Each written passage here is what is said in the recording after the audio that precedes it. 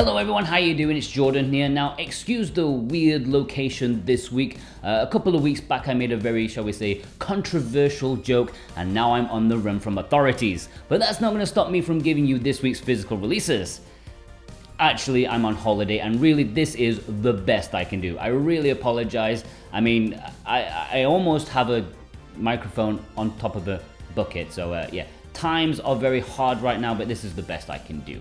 But yeah, we're still going to tell you the physical releases this week. There's not that much, so yeah. Easy work this week, let's get on with it. Time on Frog Island is releasing physically this week. This is a lovely looking puzzle adventure game. You're shipwrecked on an island with frogs, and you need to trade stuff to fix your boat. It's a sandbox game with plenty of possibilities. You'll upgrade your skills over time and experiment with different items to help you on your way to your goal. It looks proper chill. I don't believe these letters in the trailer have anything to do with the game. Don't worry, it's not a word game, it's just a thing they did for the trailer. And our executive producer Cartoon Soren has picked this as his pick of the week. DC League of Super Pets, The Adventures of Krypto and Ace. Well, I hope Krypto's adventure crashes and burns like his nonsense scam monetary system. Actually, I think I would have been more interested if the subtitle was Adventures of Krypto and NFT. Preferably where they both get beaten to death by sticks. Anyways, this is another kids movie tie-in, so of course it's made by Outright Games, who do a decent if functional job of turning them kids movies into games with the same budget of the Sri Lankan government. And our executive producer Parsnip Coffee has chosen this as her pick of the week. Dying Light Definitive Edition, no, not Platinum Edition, is the Definitive Edition, which contains more stuff than the Platinum Edition. More DLC and things like that. I heard this is a really good port, and slaughtering zombies has never been so much fun.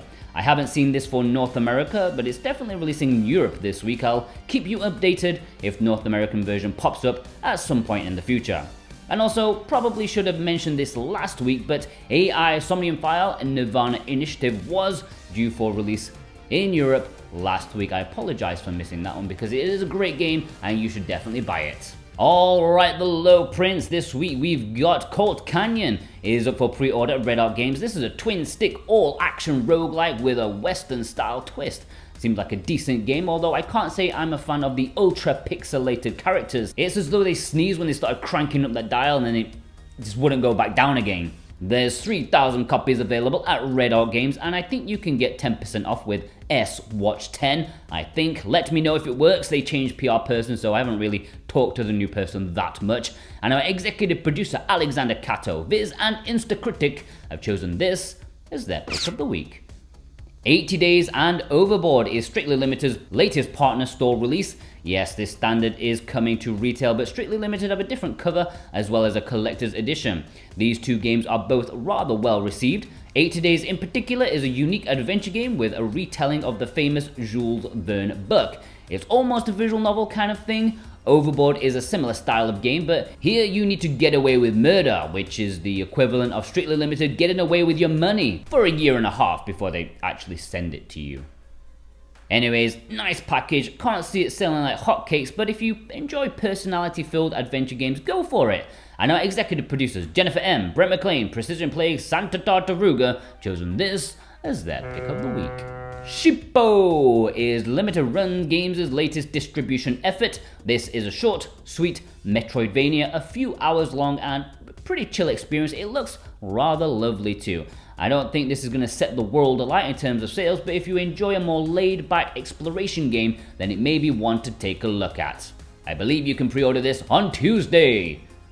Alright, in terms of imports, there's not really that much. Wreckfest is getting released in Japan finally, plus there's a couple of other releases that don't have English, but I do want to tell you about some even more new import announcements. Yes, last week that just wasn't enough apparently. They've got 3 more for you, 3 more new announcements this week. So if you want to import any of them yourself and you want to support us at the same time, then consider using the links below in the description and the pinned comment. If you click those links, then we also earn an extra little bit of dosh, which really does support this series series. It would not be still going without your support in this regard, so thank you. Plus, in return for clicking our links, you can get a very nice 5% off any physical item from PlayAsia if you use our new coupon code STEENBOK. I don't care how it's supposed to be pronounced, I'm pronouncing it STEENBOK. Thank you for your support. Now, a brand new announcement is that Space Marshals collection is releasing physically in Japan and Asia in late October. This is a triple pack of well-made twin-stick shooters that have a lot of stealth and tacticality about it. I don't know if tacticality is a word, my word processor says it's not, but I say to my word processor, it is. Tacticality. It's a word. You have to outwit the enemies in stages rather than blasting through them, it seems, preferring to knock them out than blow them to bits, which is a fun take on the genre. I would appreciate a flamethrower though. You get all 3 games in one nice package that contains English, and it's actually cheaper than buying them digitally. Cardfight Vanguard Dear Days is one I should be looking forward to if I didn't have a minor skin irritation to card games. Yeah, this looks pretty badass if you want something a bit like Yu-Gi-Oh! I'm just guessing, I have no idea. I think it's based off an anime of sorts. I think this is the definitive edition of a game already out. But unlike that one, this one does have English, which is frankly is just amazing, and I almost don't believe it, but it seems 100% real. So yeah, I think this news will make a lot of people happy indeed. November seems like a long time away. Airport Hero is releasing in Japan this September. This is actually quite a niche but prolific series on the 3DS. I believe this is the management version where you instruct planes like an air traffic controller rather than some of them where you're landing the planes themselves. But I'm not sure right now since there's only a teaser website to go by. So, but I do know it does have English and it's going to be a niche one for sure. But I'm mildly interested because I'm boring as and also, I am happy to announce a few more legacy PlayAsia titles are getting restocks. Yes, it seems they paid attention to demand, and now we've got a quad helping of PlayAsia exclusives restocking. This is really great news, as I've seen quite a few people asking for these titles specifically. So let's take a look at them. We've got Shikhondo, which may be more style over substance when it comes to shmups, but man, what style it is. It genuinely looks incredible as it's influenced by Asian, particularly Korean folklore, so it's got a real special vibe to it. I mean, I heard the gameplay isn't that great, it's kind of like a very mediocre shooter, but I'm shallow. Oniken Odallus. Well, I know this one more for the fact that Oniken is almost Steenbok levels of autocorrect, since it always corrects it to onion. So it's Onion and Odallus. But aside that, both of them are retro-inspired action platformers. I haven't played them, but I haven't heard any bad things about them. In fact, I've only heard really good things about them. They aspire to be retro, and they very much do so, but with good controls. If you're a retro fiend, the kind of person who swears that games used to be better in the good old days, then take a look at these. Death Road to Canada is for me the most interesting release because this was an early one of theirs that was missed, but is also a rather quality title. This is a real riot of a game as you attempt to outrun the zombie apocalypse. It's basically the Oregon Trail, but with zombies and lots of fun action. Lots of random elements thrown in, you'll meet characters, each with their own moods, skills and such. It's a roguelite with tons of replayability. It will challenge you, but you will want to survive. I'm very happy about this one. Finally, we have Ghost 1.0 and UnEpic. Yes, this is actually a 2-in-1 pack. Ghost 1.0 is certainly the featured title here, as it's a pretty decent Metroidvania in its own right with clever design and mechanics and a decent story. UnEpic is an RPG platformer which is decent, but it's definitely the lesser of the two titles, but it is, you know, why not have it in the package? And just as I was about to publish this week's video for our early access YouTube members, I got news of another one, bloody hell, and it's the most sought after of the lot pretty much, aside from RXN. Reverie Sweet As Edition is coming back. This was one of their very earliest titles, and it's a charming little Zelda-like, a small adventure set in a fictional New Zealand island. It's adorable and well loved. I have this already, so I'm not needing it, but I am very, very happy for those who missed it the first time around. Don't miss it now. Alright, the community spotlight. Firstly me, well, I got in Final Vendetta. Why? Well, Numbskull Games asked if I wanted it, which of course I said yes, because just look at it. Look at it! This is just utterly badass. Just look at the artwork. Very classic in its style. Some early 90s vibes with its badass babes ready to kick you in the nuts. Yes, please. The interior art is even better, almost a wider view of the front artwork, and it's just absolutely kicking. Love this to bits. The game itself is really hardcore beat 'em up, even more so than the classic it tries to emulate. I mean, this beat 'em up does not have continues, so you definitely have to learn it inside out if you want to make it to the end credits. No credit feeding, just get good and enjoy beating the crap out of punks on the tube with beautiful babes.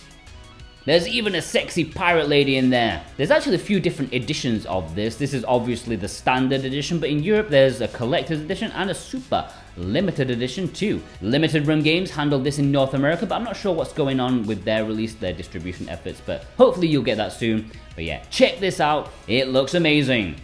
Alright, on to Eula Allen picked up these two titles, Witchwood and The Wild at Heart, two equally cozy games that you can sit in a nice comfy chair with on a lazy Sunday and have a good playthrough, very nice. Executive producer Cartoon Soren picked up these two, grabbing a copy of Mistover. Remember, this is, or has been, delisted from all digital stores. If you want it on Switch, it's only gonna be available physically via an import from Japan, Korea or Hong Kong, but it does have English, so it's great. Craig Morgan sent in this quad selection of games with epic box art. Seriously, they are all winners. I love the little witch popping down from the Capcom game, so cute. Gary sent in this to make people around the world entirely jealous. A much sought after copy of Ikaruga, the Japanese version. Why they printed so few, I will never know. Executive producer Instacritic sent in this photo showing off the absolutely batshit insane Calico.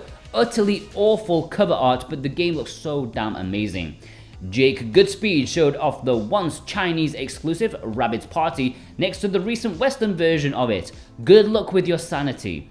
Executive producer Jennifer Empson in this photo. They also picked up the elusive import exclusive of Buried Stars, a visual novel exclusive to Korea, but it does have English. Lencho sent in this photo a huge amount of games. Mutazione is one that definitely stands out. Actually a very obscure release. I think it was Fangamer, or was it I Am 8-Bit? I don't remember. It very much went under the radar. Nick King waited 2 years for Strictly Limited's double release of Turrican, with more games than the retail version, something I'm very much against, and they are very much dicks for doing it, but hey, it does look good and I hope you enjoy it. Robin Hatherall showed us inside Dodgeball Academia to reveal some nice colourful artwork alongside what appears to be a manual. Shock horror. Tech Zone showed off their recent pickups, getting a double helping of the Somnium files, very nice indeed. Vast Neon picked up Omori. I'm surprised I didn't see more of this. I guess I did close the submission section when people started buying it. Maybe we'll see more next week. Executive producer Vei, our man in Japan, showed up these titles. They got in Dalen Pocket Planet Edition, which came with a free CD in Japan. Same with Young Souls. Really wish Western publishers would take note of this instead of charging $15 extra for it. Ying sent in this photo with a double helping of great games from a few weeks back. I think both of these titles will be very popular. Executive producer Issa sent in this photo with a double helping of Windjammers. Nice to see the first game get a release in Europe. That one was once exclusive to Limited Run Games. Visipon sent in this photo showing off one of the more obscure visual novel imports in The Fox Awaits Me and the recent Virushana, the Day 1 edition, which I totally forgot about. Alright, let's have a roundup. Sarah Baker, Hudo,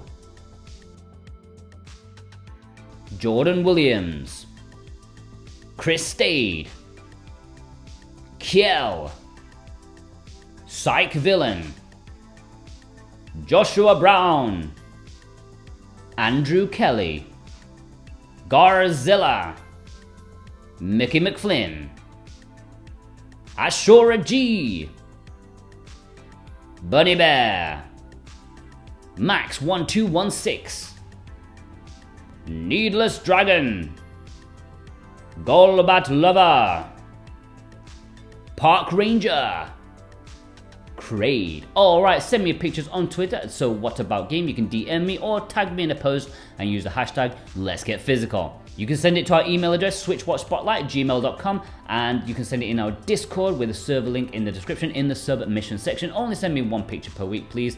Alright, many thanks for watching this episode of Let's Get Physical. Special thanks to our executive producers, as always, Dane Wilkinson, God of Resin, Boombox, Brent McLean, Jonathan Rumor, Santa Tartaruga, Alexander Cato, J Cross 7776, Elissa, Punky Dooster, Cartoon Soren, Robotech, Z, Raven Knight, Thorn Metal Luna, Parsnip Coffee, Issa, Vey, Mental Traveler, Grant Cert, Viz, Jennifer M, Instacritic, Precision Plague, and Kadacha. Plus you, yeah, you watching right now. If you watched all the way through, what an absolute bloody legend you are. If you did, well, give me a cowboy emoji in honor of Colt Canyon.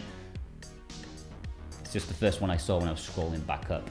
And yeah, thank you ever so much. Please check out a bit more Jordan for a bit more me. You can see I've got Alundra running back here because I'm playing Alundra for a bit more Jordan, and the video is going to be quite long, probably like an hour and a half video about Alundra, a masterpiece of a game. So yeah, go subscribe for a bit more Jordan. I don't know when it's going to drop, maybe next week I think. Anyways, take care guys, have a good one.